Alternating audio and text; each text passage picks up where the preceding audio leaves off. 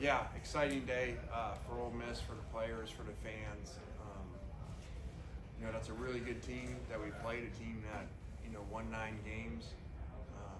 Had one of the best defenses statistically in the country. I think we were best in negative plays in the ACC, creating those, and very well coached. So I think I know our guys talked a lot over the course of the month, especially the last week, of making a statement, feeling they were left out of the playoffs, and so they really wanted to make a statement against an ACC team that had 2 teams in the playoffs, and the team that they looked at it that had taken SMU to overtime, I think. So proud of the way that they played. They really, we screwed up with the fake field goal early, but outside of that, just completely dominated a 9-win team on offense and defense in the game.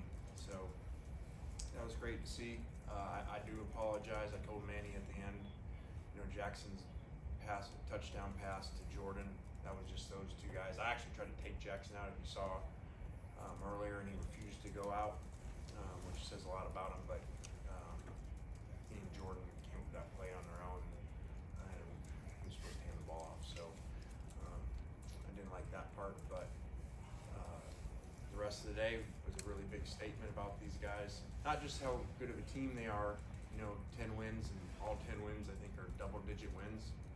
I don't think many people are able to say that. But these are games that a lot of teams struggle to show up for. Players opt out, or even if they don't. We've seen some teams that were really good teams, struggle in a non-playoff bowl game. So I was really pleased for our guys to show up. 8 o'clock start here. It was great to see. All right, questions?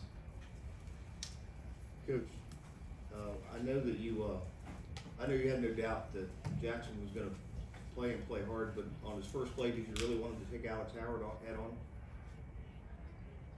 That's just who he is. Obviously, he doesn't listen very well because we subbed him out, if you notice. Austin comes in and he just waves him off. So I think kind of when it's kind of when kids get a certain age, they don't listen to you as well. I feel like that was kind of the case today with his touchdown pass and running people over instead of sliding and then not coming out of the game. But he's awesome.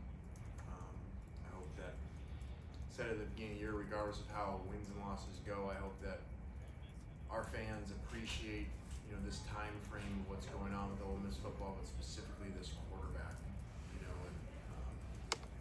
and all-time winningest quarterback, all-time most yards, and that's special. Played football a long time with some really good quarterbacks. So just really hope everybody appreciates what they saw statistically in the play, but what they saw from a competitor and leader that a lot of guys wouldn't even play in the game. Okay. Lane, your team kind of returned to a bygone era of college football with guys opting into the game rather than opting out. What do you have to say about guys like Jackson and JJ and Jared, some of the ones who built the foundation of this team that you're building, and them not only playing, but what they've done throughout the course of their time at Ole Miss? Yeah, I think it was amazing, statement of what they did, because you had some guys that had been here a while, like you mentioned, Ivy, and JJ, and Jackson, and some others that, even Bentley had talked about preparing for the draft. So you had a lot of, but they'd been here a while. Then you have newer guys like Walter Nolan, potential first-round pick, Princely, really high pick, that played. And I met with Walter at half and said, okay, now, you should come out now.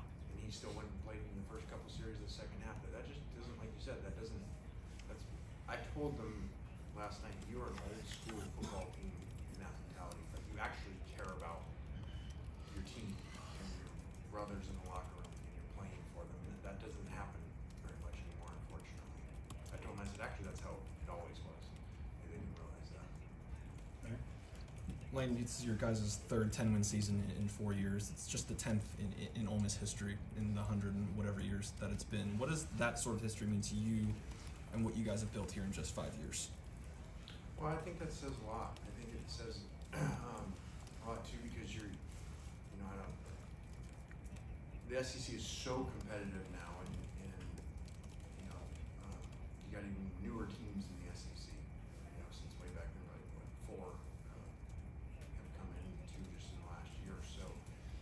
says a lot about these players in this era to do that.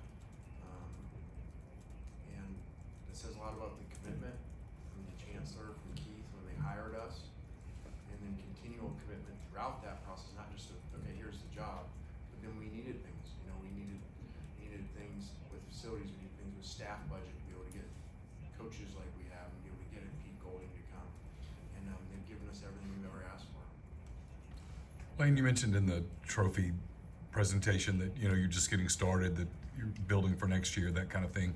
You obviously lose a lot of not just players but leaders off of this team. How difficult will it be to build to replace those guys and to kind of build without taking a step back? Yeah, I probably wouldn't have been so confident if we hadn't done some of this before. I feel like when Matt Corral left, I feel like a lot of people kind of thought, well, here comes, we're going to have this downswing, and that was just kind of a Matt Corral thing. And our team, I know we won 10 games, we won 11 the year before. That's 21 in 2 years. But our team this year was a better team. We lost 3-1 score games. 2 of them we had the ball up by 4, 2.5 minutes left, and take a couple first downs and win the game. And so the team before went 4-0 and won score games. So we were actually a better team as you look at now. You got 10 wins, double-digit wins. That doesn't happen very often. It's SEC teams and a good bowl team. So my point is we can keep getting better. Just continuing to add players and add pieces, and keeping our staff together too, which has been very critical. I think we said at the beginning here, I should remember this, you guys probably better remember me. I feel like this was the first year where all 3 coordinators, we were able to keep them. Maybe the whole time that we've been here. We've always lost 1 or 2 of them every year. Lane, we've asked you so much about Jackson this year, but with respect to the future with Austin, I guess what do you hope Austin picks up on about Jackson with sitting under him? And how do you hope Jackson can rub off on who's next? Yeah, when I say this team's like a family, it really is, because the way that they just played for each other. Again, you're playing in the second half of the blowout, guys are going back into the game. And I'm not going to say which ones specifically, guys that we were told actually weren't team type of guys at the previous places.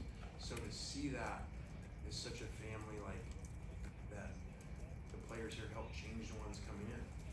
Then I look at like the family in the quarterback room, and then when you say that about Austin, I see like he had this big brother show him like every way to do every single thing right,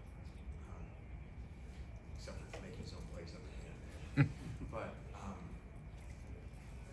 so that's so valuable. It's one thing just learning how a guy works, how he prepares,